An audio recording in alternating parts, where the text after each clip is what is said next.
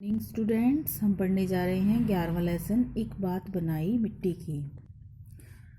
टप टप टप टप करके मेरे टीन के शेड पर बारिश की बूंदें गिरना चालू हुई।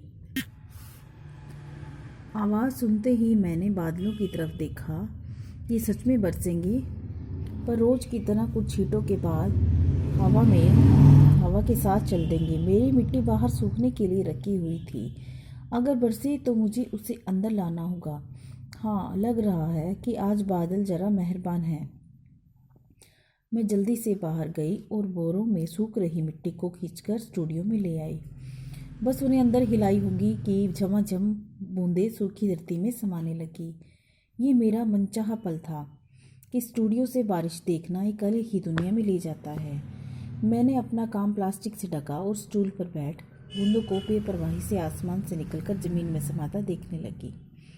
बचपन में कुम्हार को चाक पर कुल्हड़ बनाते देख मैं एकदम मग्न हो गई थी। मेरे मन में मिट्टी से कुछ बनाने की चाह आकार ले रही थी। छूटपन से ही मन में आता था कि जो मुझे पसंद है, जिस चीज़ में मैं पूरी तरह डूब सकूं, बस वही करूं।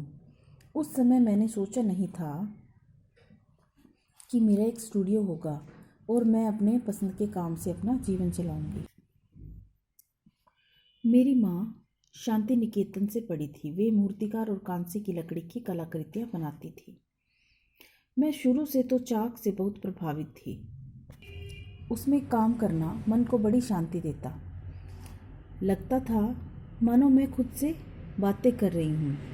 धीरे धीरे उसके गोल रूप से बाहर निकलने लगी। मैं हाथों में मिट्टी की लंबी लंबी पत्तियाँ बनाती, फिर उन्हें जोड़ जोड़ कर शिल्प बनाती।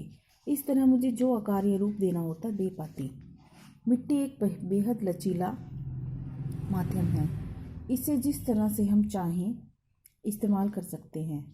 हाँ, उसे भट्टी में पकाते हैं, इसीलिए कुछ चीज़ों का ध्यान रखना पड़ता है। तुम्हें तो पता ही होगा कि सबसे पुरानी कलाकृति मिट्टी की ही बनी हुई है। पकाने के बाद इसे वापस गीली मिट्टी में नहीं बदला जा सकता, इसीलिए हम इसे खाने की चीज़ें रख सकते हैं। जब मैंने सिरेमिक की पढ़ाई शुरू की, उस समय बहुत कम लोग इसके बारे में जानते थे। सिर्फ 3 आर्ट कॉलेज में यह कोर्स था। आज यह कला कॉलेजों के अलावा कलाकारों द्वारा सिरेमिक स्टूडियो में भी सिखाई जाती हैं।